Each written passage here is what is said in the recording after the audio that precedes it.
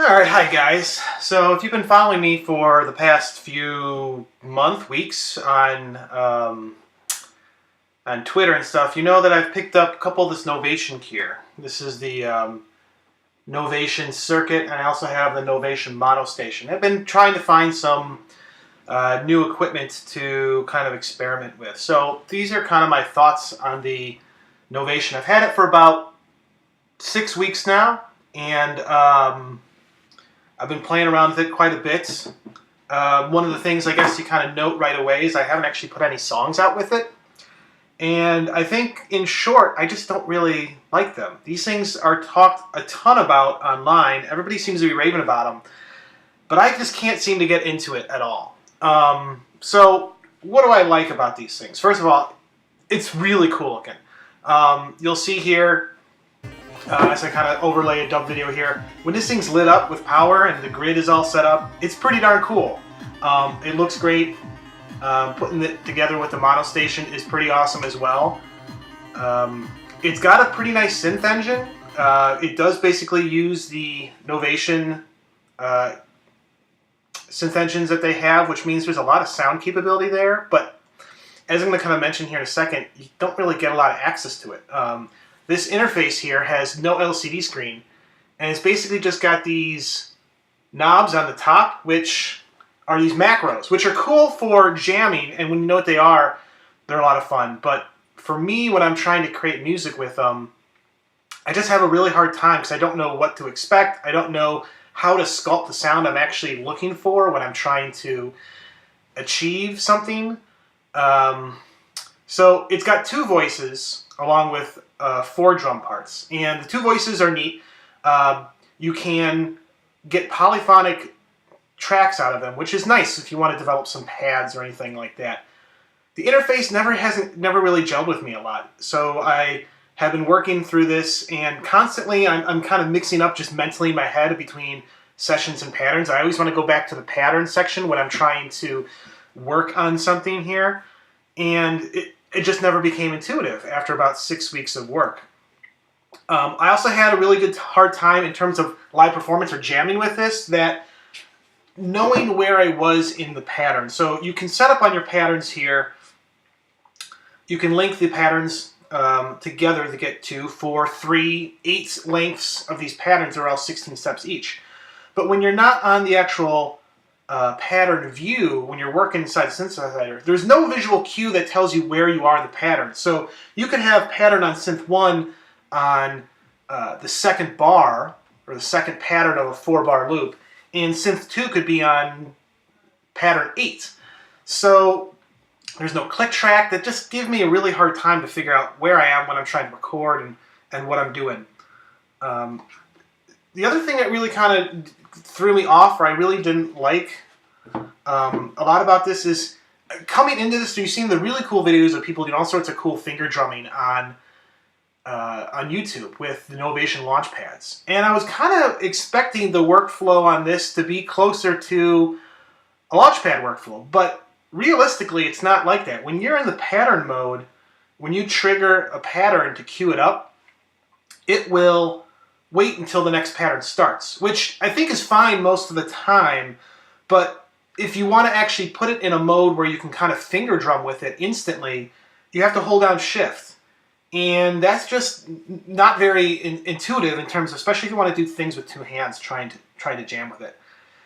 The other thing that's really kind of put me off about this Novation, and this puts me off with a lot of groove boxes. I'm the type of user that when I'm creating music, especially with groove boxes, I do not want to be using a computer.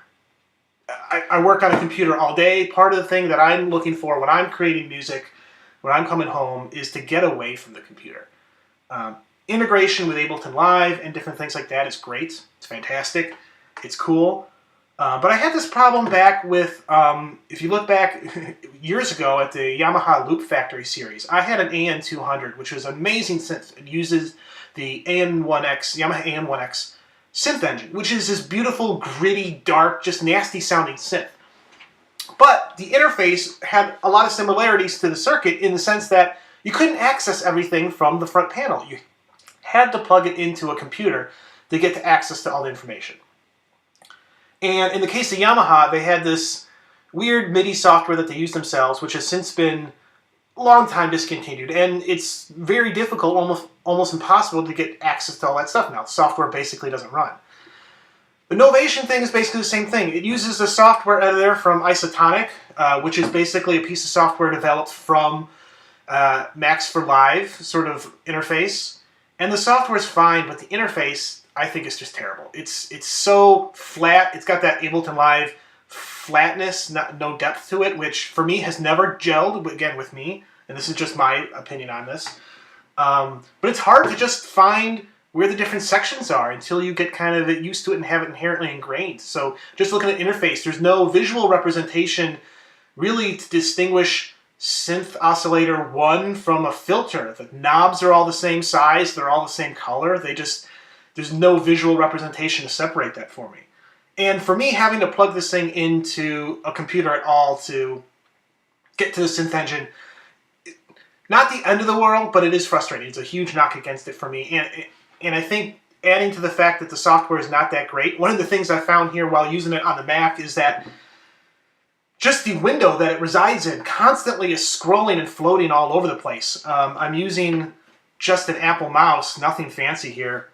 And when I'm trying to drag up and down on the knobs, the window slips and slides all over the place, and it just makes for a terrible user experience. I just am not having a good time with it. So, unfortunately, my verdict here with the Circuit is, it's a cool box. I have made some cool patterns out of it, which I'm kind of going to play over this video a little bit in the background.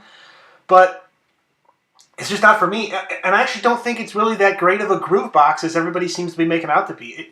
You can make some interesting patterns with it, which I think it does do a really good job of.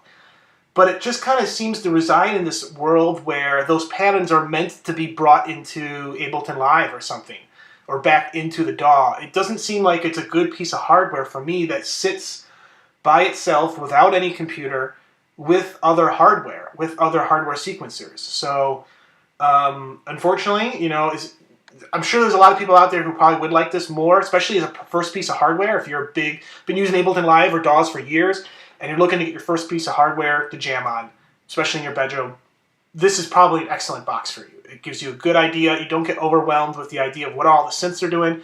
You can put batteries in this and jam on the couch with headphones. I did that, and actually that was a lot of fun.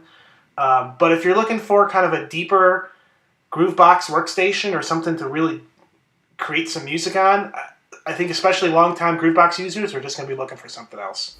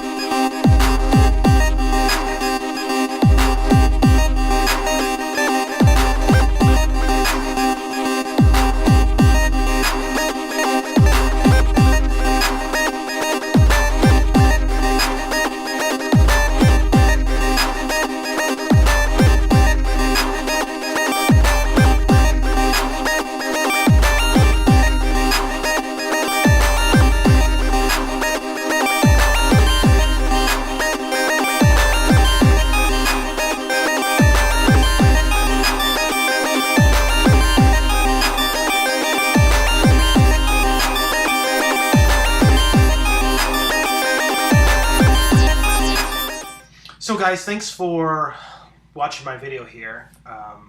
Let me know your thoughts on whether you share the same thoughts and comments on the Circuit. Maybe there's just something I'm missing about it, but the workflow just doesn't seem to gel with me.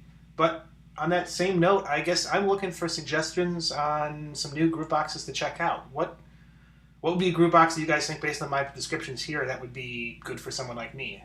Someone who doesn't want to have it tie back into the computer at all, and something that plays well in terms of MIDI and sound design and just kind of pattern execution with other group boxes. Just to let you guys know what I currently have, I still have my EMU command station and my Korg EMX1.